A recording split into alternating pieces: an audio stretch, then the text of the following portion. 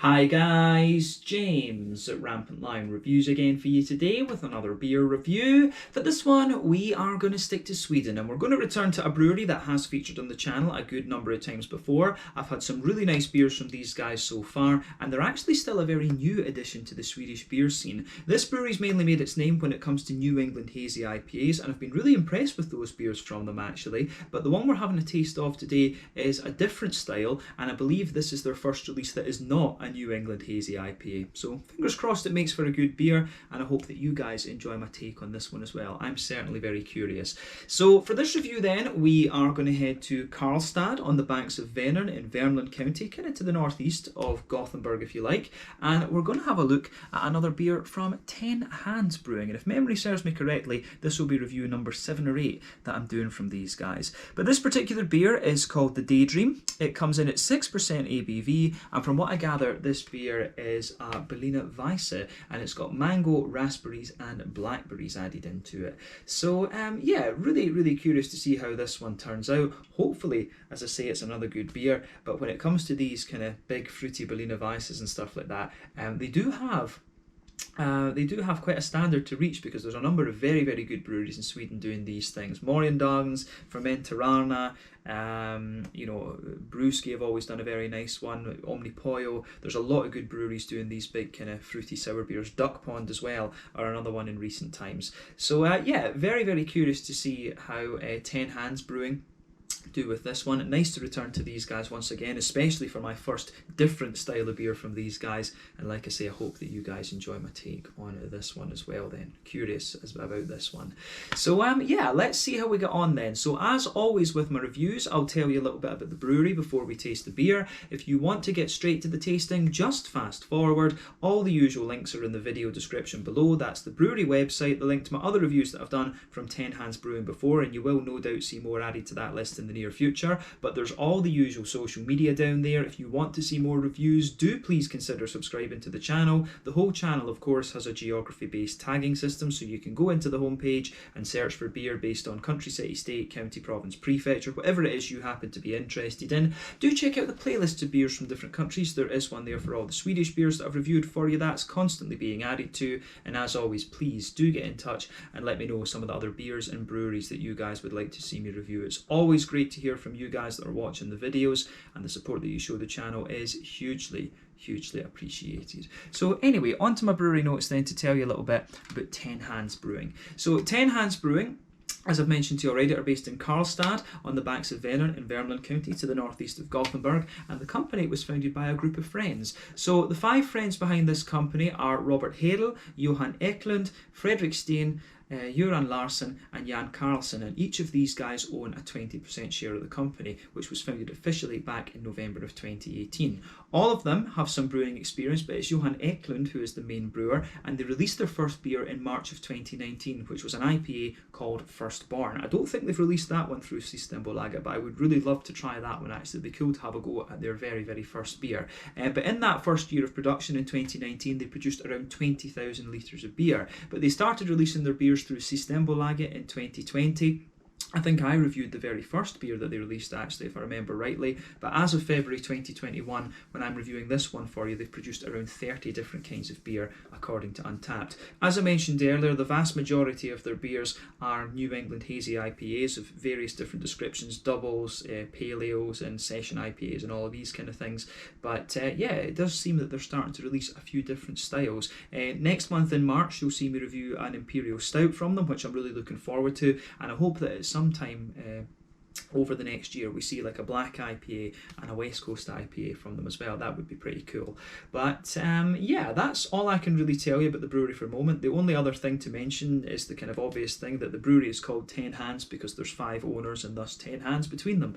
So yeah, that's all that we can really say about this brewery. So yeah, if you want to learn more, you can check out the brewery website. You can follow them on Facebook and Instagram to keep up to date with all the latest goings on, and you can of course check out the Rate Beer, Untappd and Beer Advocate pages to learn more about all the different beers that these guys have done. So yeah, let's get on and actually have a taste of this beer itself then. Very curious about this one. So yeah, as you can see, the artwork is slightly different compared to some of the other ones that we've seen from 10 Hands before. I believe their artist, their label artist, is actually Ukrainian. I think her name is Violetta, if I remember rightly, because they named a beer after her recently. But yeah, there you can see the little hedgehog looking very cool, and you can see Daydream, and on the back here you can see the 10 Hands Brewing Company symbol there. It reminds, I think I've said this a number of times, but it reminds me of Evo out of the Futurama movies that they did, the 4 big movies that they did. I think that was the second one, if I remember, the Beast with a Billion Backs. But yeah, 330ml can, this one. I think I paid about 35 Swedish kroners for this, so that's very slightly over £3 sterling, €3.50, and I guess about $4 American, something like that. But yeah, like I said to you, a 6% sour beer, this one. I think this, I'm sure I read that this one is a Berliner Weisse. It's got wheat malt in it, it says, but they're just describing it as a sour beer, 6% sour beer. So yeah, mangoes, raspberries and blackberries into it. So let's get this guy out and we'll get on with the tasting then. I'm very curious to see what this one has in store for us. So sugar it up a little bit and we'll get it out and into the glass. I have heard that this is a good beer. I have heard about this, and you know, this is a brewery that I keep an eye out for because, you know, I've had good experiences with them in the past. There's certain breweries that you just, you know, you want to keep an eye on and see what they're doing. But yeah, I think this one should be pretty nice.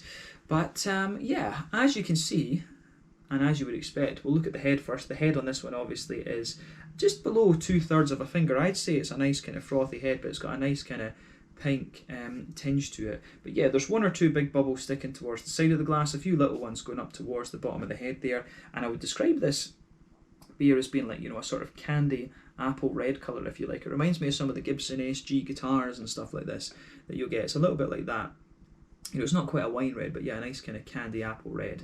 It's fading away to be a very, very sort of thin foamy layer, and it looks, it does look very, very nice. But you can see there's a good level of haze to this one. If I stick my fingers behind the glass there, you can see that. And again, if we shine the light through it, it does exactly the same. But when there's a bunch of wheat in the beer, when it's a Berliner Weisse, then that is to be expected. The fruit itself, of course, is going to contribute to the haze in this particular beer. But yeah, it looks very, very nice, actually. I actually would have expected it to be a little bit more kind of purple, like the colour on the can here, in honesty. You know, when there's blackberries in it, because usually the darker colours kind of dominate the things, you know, raspberries. This one actually leans a little bit more towards the kind of raspberry thing, but I guess it maybe depends on the ratio. I mean, they've probably put, I'd guess it's maybe, you know, it's just, I don't know how you do it with adding these adjuncts into beers. Do you just do like 1/3 mango, 1/3 raspberry, 1/3 blackberry? How exactly do you do it? But yeah, certainly a lovely colour, this one. You can get some really interesting things out of these sour beers. But yeah, nothing madly surprising about the appearance. A little bit brighter than I would have expected, but other than that, looks exactly as you'd expect for one of these big juicy Berliner Weisses. So yeah, let's take a closer look at the aroma of this one then and just see how we get on. Yeah. Oh, that does smell nice. It really does smell very, very nice. So as I've said to you before, when it comes to these big juicy fruity sours, I often find that these kind of modern sweet sours are very straight shooting in terms of their malt base and in terms of their just overall flavour and aroma profile. But they're lovely, you know, that's one of the things. These beers for me, pardon me, are very, very straight shooting, but they just always work out really, really nicely. So yeah, let's just figure that out with this beer. I think it goes together really nicely. I mean, yeah, straight away with this beer, I will say it actually smells a little bit kind of brambly and things. You can really get a little bit of that sort of brambly, sort of woody, you know, that woody, earthy, slightly herbally sort of thing from the berries in this one, which is quite interesting. That tells you there's real fruit in here rather than just flavour essence, which is good.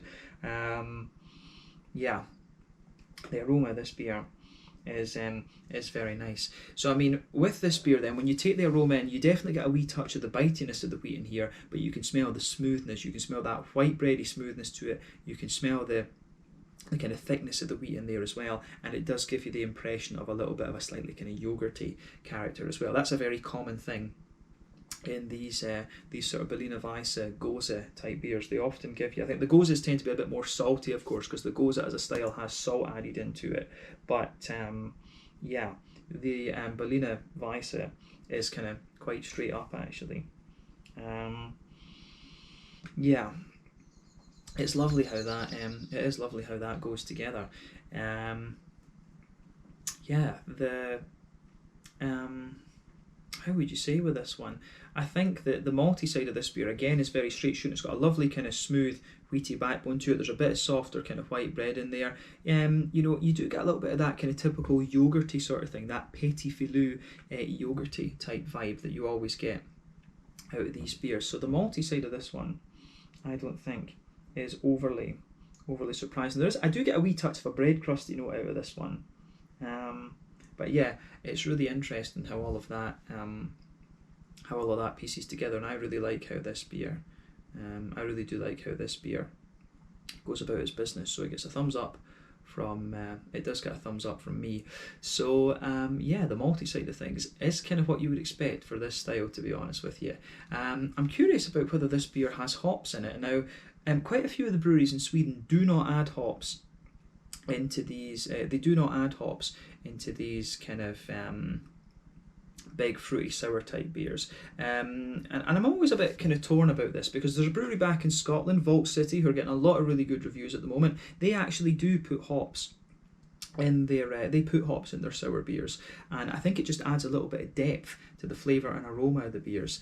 But yeah, you've got a nice kind of you do have a nice little bit of you know, there is a wee touch of earthiness to this one. You can pick up a little bit of floral character and also a little bit of grassiness in there. And as I say, you pick up these sort of brambly notes coming out of the fruity side of the beer too. I'm curious about this. I don't think, I've got a feeling that there might not be hops in this, because it is just more common in Sweden. Let's just have a little look and see. Nah, well, it just says, yeah, corn malt, veta malt. So basically, yeah, barley malt and wheat malt in this one. So I think there's no hops in this, but you're always going to get a little bit of that kind of placebo thing, I think, with these styles, where you get the, you know, where you get the sort of, how do you say, you get a little bit of the kind of green components coming out of the beer. But yeah, it comes together really, really nicely in that sense. Although, you know, it does smell a wee bit kind of smooth and not really aromatic enough to have hops. So it's always a little bit difficult to tell with some of them. It is a little bit difficult to tell. But yeah, it seems to be a thing in Sweden that with these fruity sour beers, they don't add hops for whatever reason. But yeah, on the fruity side of things then, this one again is really nicely balanced. So you can smell... I think the berries take a little bit more of a lead in this one. For me, there's a nice little bit of sharpness when you first take the aroma in. You get the sharpness of the raspberry, but I think the blackberry kind of sits underneath and just kind of smoothens and juicens the whole berry part of the beer out, which I really, really like. So yeah, the berry parts of this beer is very, very nice. I really like how this whole thing, I really like how all of this kind of pieces itself together.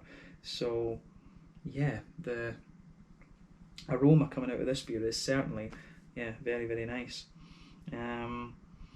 Yeah, you can smell a bit of the mango underneath, but I really feel the mango takes a bit of a back seat in this beer to the berries. The the blackberry and the raspberry are really taking the lead in this one. But yeah, the mango just takes a bit of a back seat. I think the mango interacts with the sort of yogurty and that sort of yogurty type vibe that you get out of this beer from the wheaty side of things. But in fairness, I think that also goes some way to kind of juicing up the berries in this beer as well, come to think of it. So yeah, for me this one's a bit more, it is quite berry forward, this.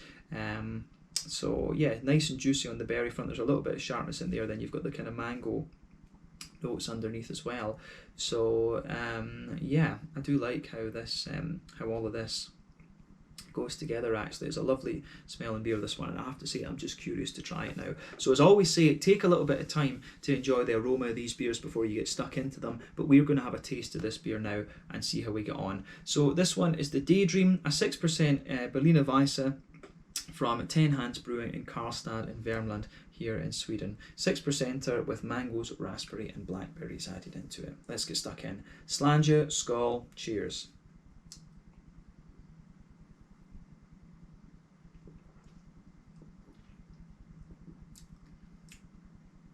Oh yeah, that's damn solid.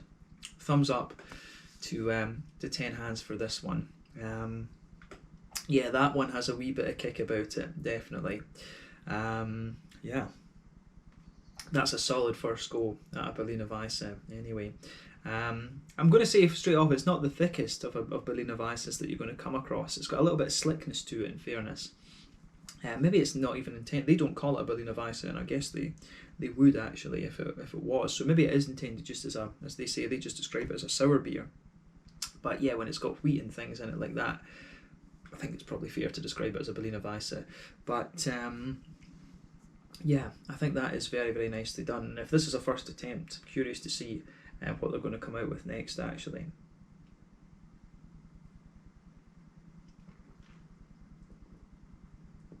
But yeah, that is good. One of the things I always rate these sort of sour beers on is when you take them in, they've usually got a good little bit of a sour kick to them, then they just smoothen out and juicing up. I always think that assessing them on the way that happens in the beer is very nice. So I really like how that goes together. Yeah, it just I think it goes about its business very, very nicely in that sense. Yeah, I think it's it works out very, very, very nicely. Just a little bit sharp and puckering in the beginning, then it juices out nicely, and then yeah, the rest of the beer after that is very smooth, lovely and juicy and slightly sweet. So yeah, really nice how all of that goes together for sure.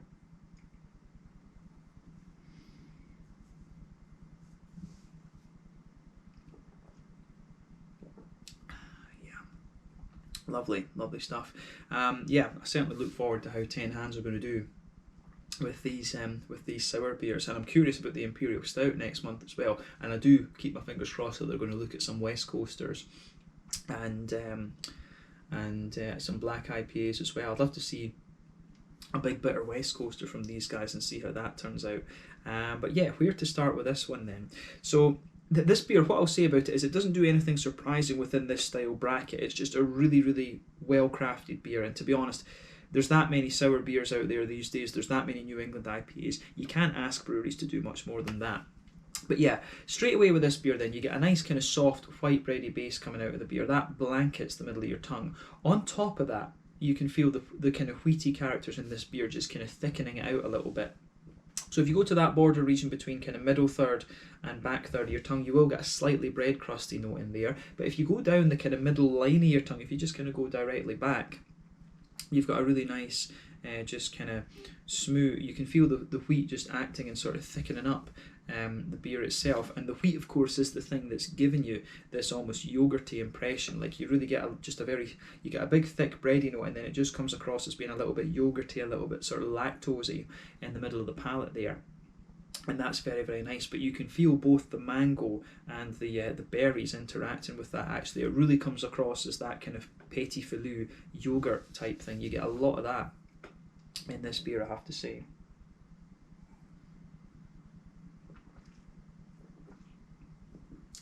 So yeah, the fruity side of this beer is very, very nicely done. Absolutely.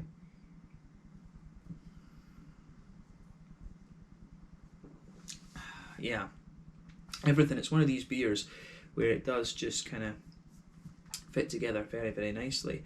I would say that this beer, it has a little bit more kind of, it is a wee bit kind of sharper and more slick. There's a wee bit more of a kind of tanniny type element to this one than some of the other ones you have. It's not the sweetest of Berliner Weisses you're going to come across, definitely not. It's got a wee bit of a kind of more kind of slicker thing to it. So this is definitely one of the more kind of, is it right to call it acidic? I don't know. It has got a wee bit more of that, yeah, just tanniny, soury type vibe to it, but I like that. It's nice to have a bit of a change of pace, because a lot of the sours, the Duck Ponds, the Morgendagens, the Wizards, all of these, the Fermenter Arnas as well, these are all like, big, thick, almost creamy sweetness, whereas this one does have a wee bit more of a kind of puckering, slightly acidic, tanniny type nature to it, and so that's a nice change of pace, I think, when you compare to other breweries actually. So I hope that they kind of continue in this vein, because it gives you a little bit of contrast within the sort of sour beer category, if you like.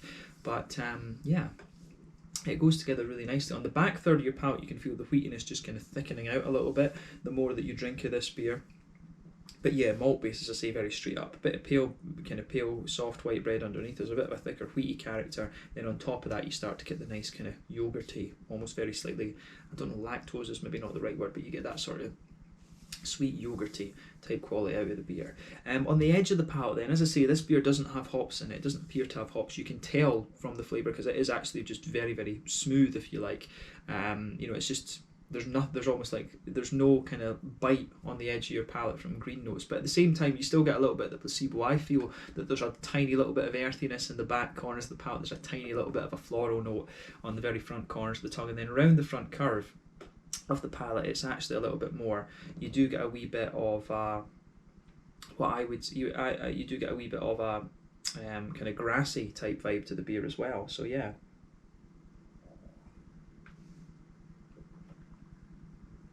So yeah, there is just a little bit of that in this one, but yeah, the fruity side of this beer I think is really interesting. So let's focus on that then. So on that border region between middle third and front third of your palate, again you can feel the sort of wheaty notes just thickening up a wee bit there, and it just gives you a really thick, quite dense white bread, maybe a little bit of a bread crusty quality as well. But underneath that front third of your palate, again you've got a nice kind of smooth wheaty quality in there. You've got a very nice kind of you have a really, really nice kind of just juicy, fruity quality to this one. As I say, when you take the beer in, you get a good bit of the tartness, which will be, I think to me it comes across as mainly from the raspberries, but the blackberries are going to contribute to that. Berries are always a little bit tart, and I think it's later that the mango starts to come out of the beer.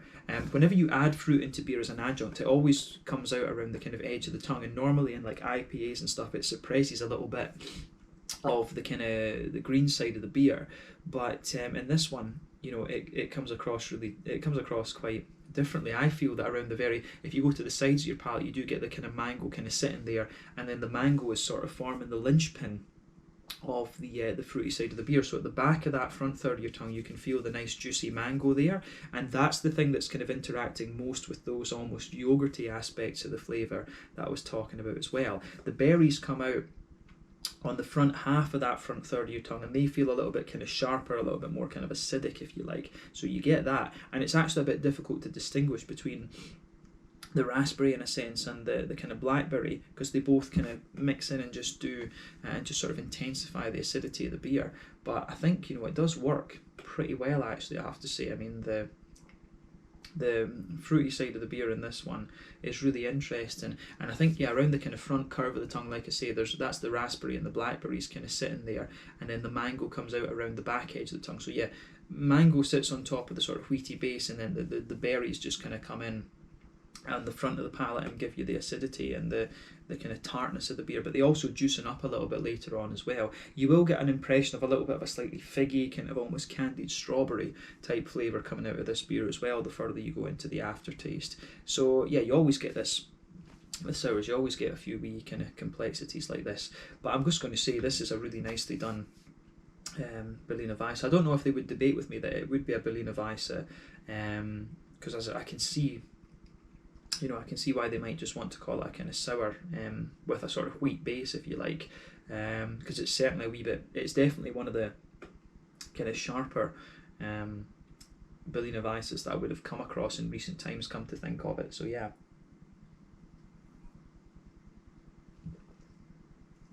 But I mean, whatever it is, it's really nice. And the sort of acidity and sort of kind of puckery thing I was talking about in this beer, it does kind of mellow out a little bit the more that you drink of it, in honesty. So yeah, and that's what you always get with sour beers. When you first take them in, they do have quite a bit of impact to them, but then they just mellow out a little bit later, and this beer does that really nicely. But yeah, to be honest with you, I think that summarises the flavour profile of the beer quite well. Yeah, let's talk about the mouthfeel quickly then. So I would describe this beer as being, right in the middle of the road. It's kind of pushing, for a sour beer, obviously I find sour beers a bit lighter than I do regular beers. But I would say that this one pushes towards the top of mid-bodied in the sour beer scale. It's got a nice slickness to it. There's a good bit of oiliness to the beer as well. But it's definitely not the thickest of Berliner Weisses. It's more an oily and kind of slick example of the style. IBU-wise, I think technically speaking, this one probably has no IBUs, but I always say with these beers, I think there is always a little bit of bitterness in these, so maybe about 5 or 10 IBUs at the most. The malt base is really nice and smooth. It develops a wee bit of sweetness. As I say, it comes across as quite yogurty in a lot of ways. So it's mainly a smooth malt base, I would say. Good little bit of sharpness in this one. It's one of the more puckering, kind of sharper Berliner Weisses I've come across, but it's not going to blow the head off you in terms of, from that perspective, if you like. But yeah, there's a lovely juicy fruity note, and I think it develops a bit more juiciness the further you go into the aftertaste with it. So yeah, just be aware of that side of this beer.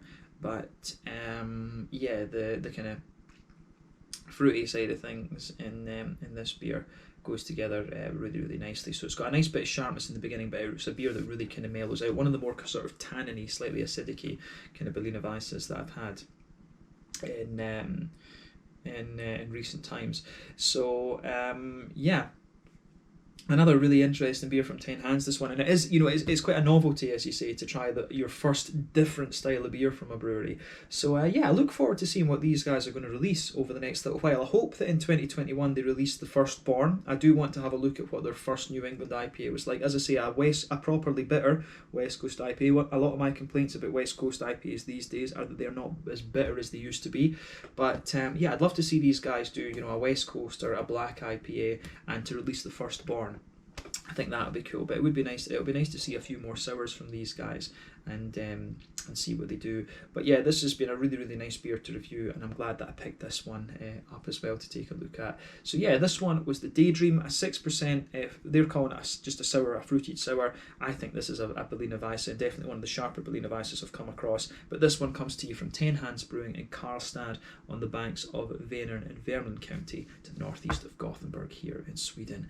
Lovely stuff, and I look forward to my next beer from these guys, and I hope to see you guys again soon. So yeah, thank you again for watching my reviews. Until the next time, please like, subscribe, share, all the usual YouTube stuff. Let me know your own thoughts on this beer in the comment section below. Let me know what your favourite beers are from 10 Hands Brewing. Do give me some other sour beer brewery recommendations here in Sweden. There are some very, very good sour beer breweries, but no doubt there will be breweries that I've not heard of. There's like 700 odd breweries in Sweden, so do let me know some of your local breweries that are producing some interesting stuff. But yeah, thank you again for watching. Check out my social media, check out 10 Hands Brewing, and I'll catch you guys in the next review. Slàinte, skål, cheers.